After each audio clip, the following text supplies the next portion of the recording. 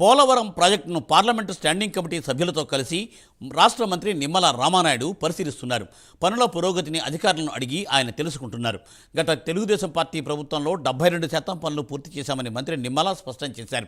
గత వైసీపీ సర్కార్ ప్రాజెక్టును 20 ఏళ్లు వెనక్కి తీసుకుపోయిందని అన్నారు. 18 నెలలు కష్టపడి డయాఫ్రమ్ వాల్ నిర్మిస్తే ధ్వంసం చేశారని మంత్రి మండిపడ్డారు. ప్రాజెక్టుపై మాట్లాడే అర్హత జగన్కు, వైసీపీ నేతలకు లేదన్నారు మంత్రి నిమ్మల రామానాయుడు.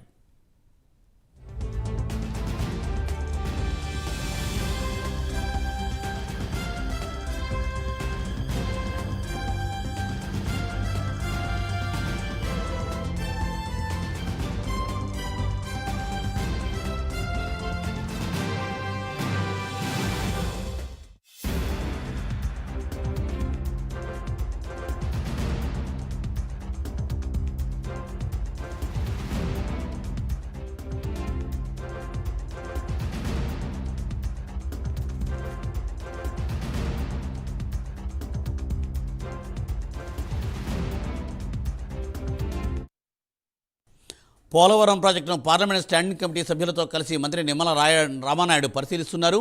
అలాగే గత వైసీపీ ప్రభుత్వం ఈ ప్రాజెక్టును నిర్లక్ష్యం చేసి 20 ఏళ్లు వెనక్కి తీసుకుపోయిందని, అయితే గత తెలుగుదేశం పార్టీ ప్రభుత్వం 72% పనులు పూర్తి చేసిన డయాఫ్రమ్ వాల్ కట్టినా సరే గత వైసీపీ ప్రభుత్వం నిర్లక్ష్యం చేసిందని మండిపడ్డారు రామానాయుడు.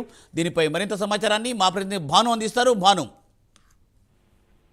రైట్ మూర్తి గారు, ఏదైతే పోలవరం స్టాండింగ్ కమిటీ అంతా కూడా ఈ రోజు ఉదయం నుంచి కూడా పోలవరం ప్రాజెక్ట్ అంతా కూడా సందర్శిస్తుంది. ఈ నేపథ్యంలో చూసుకుంటే ఏదైతే గత 20 రోజుల క్రితం చంద్రబాబు నాయుడు పరిశీలించిన పోలవరం ప్రాజెక్టుకి సంబంధించిన డయాఫ్రమ్ వాల్, అదేవిధంగా లోయర్ బండ్కి సంబంధించిన ఏదైతే మరమ్మతులు ఉన్నాయో అదేవిధంగా వాటిని పునర్నిర్మించాలా లేకపోతే వాటిని మరమ్మతులు చేస్తే సరిపోతుందన్న నేపథ్యంలో కూడా గతంలో కూడా ఏపీ సీఎం చంద్రబాబు నాయుడు వీటన్నిటిని కూడా పరిశీలించడం అయితే కూడా జరిగింది. ఏదైతే 2014 నుంచి 2019 వరకు ఉన్న టీడీపీ గవర్నమెంట్ హయాంలో సుమారు 72% కూడా ఈ పోలవరం ప్రాజెక్టుకి సంబంధించిన పనులన్నీ పూర్తి చేశామని చెప్పి చాలా చిత్తశుద్ధితో పనిచేశామని చెప్పి నిమ్మల రామానాయుడు చెప్తున్నాడు. ఇప్పుడు వచ్చేసేలోపు కంటే 2019 నుంచి 2024 వరకు ఉన్న వైసీపీ ప్రభుత్వం ఏదైతే గత ప్రభుత్వం ఏదైతే ఉందో మొత్తం పోలవరం ప్రాజెక్టు అంతా కూడా నీరు కాచేసిందని, కేవలం ఒక ఏటీఎం కౌంటర్ లాగానే ఆ పోలవరం ప్రాజెక్ట్ ని చూశారని చెప్పి ఎక్కడ ఒక్క 1% కూడా పని ముందుకు తీసుకెళ్లకుండా కూడా పోలవరం ప్రాజెక్ట్ ని మొత్తం అంతా కూడా నాశనం చేశారని చెప్పి ఆయన మండిపడే పరిస్థితి కూడా కనబడుతుంది. మరోపక్క స్టాండింగ్ కమిటీ ఏదైతే ఉందో అవి కూడా వచ్చి అంటే సీజన్ అంటే 3 సీజన్స్ లో అంటే 3 సీజన్లో పోలవరం ప్రాజెక్ట్ ని ఏ విధంగా కంప్లీట్ చేయాలి. గతంలో చంద్రబాబు నాయుడు పరిశీలించినప్పుడు ఒక డేట్ ని అయితే కూడా ఆయన ఫిక్స్ చేయడం అయితే అయింది. పోలవరం ప్రాజెక్టుకి ఈ తారీఖు లోపు మేము పూర్తి చేస్తామని చెప్పి సవాలుగా తీసుకుంటున్నామని చెప్పారు.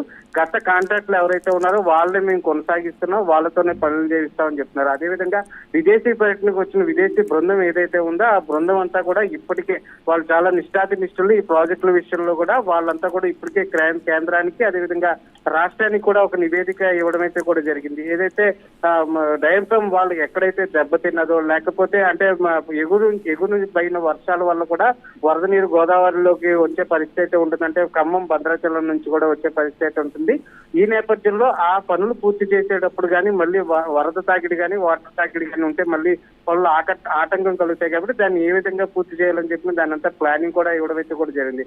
ఈ నేపథ్యంలో ఇదంతా కూడా పరిశీలించడానికి జలవనరుల శాఖ మంత్రి నిమ్మల రామానాయుడు, అదేవిధంగా జిల్లా కలెక్టర్ సెల్వి, అదేవిధంగా జిల్లా ఎస్పీ ప్రతాప్ శివప్రతాప్ వీళ్ళందరూ కూడా ఈ సమీక్షలో పాల్గొనడం కూడా జరిగింది. మొత్తాన్ని చూసుకుంటే గత ప్రభుత్వం నిర్లక్ష్యం వల్లే పోలవరం ప్రాజెక్ట్ అంతా కూడా నిర్వీర్యం అయిపోయిందని చెప్తున్నారు. మరోపక్క పోలవరం ప్రాజెక్ట్ ని ముందుకు తీసుకెళ్ళడానికి అదేవిధంగా పోలవరం ప్రాజెక్ట్ ని అనుకున్న సమయంలో పూర్తి చేయడానికి కూడా పెద్ద ఎత్తున పరిశీలన చేసి దాన్ని ఏ విధంగా ముందుకు తీసుకెళ్ళాలి అంటే ఇప్పటికే కేంద్ర ప్రభుత్వం కొన్ని వేల కోట్లు పోలవరంకి రిలీజ్ చేయడానికి కూడా సిద్ధంగా ఉంది. రిలీజ్ చేయడం వల్ల కూడా పోలవరం కొద్ది ఊరటైతే రావడం అయితే కూడా ఉంది. ముఖ్యంగా చెప్పుకుంటే డిప్యూటీ సీఎం పవన్ కళ్యాణ్ అదేవిధంగా ఏపీ సీఎం చంద్రబాబు నాయుడు కూడా ఎన్నికల సమయంలో ఇచ్చిన హామీల్లో భాగంగా పోలవరం ప్రాజెక్టు కొన్ని లక్షల హెక్టార్లకి ఇది సాగునీటిగా ఉపయోగపడుతుంది.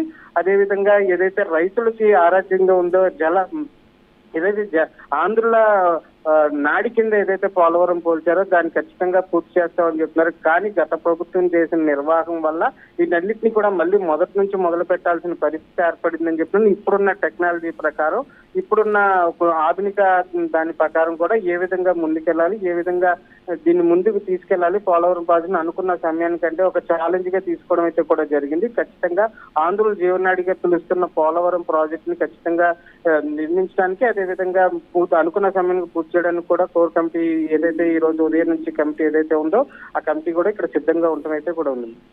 Thank you Bhanu, thanks for update.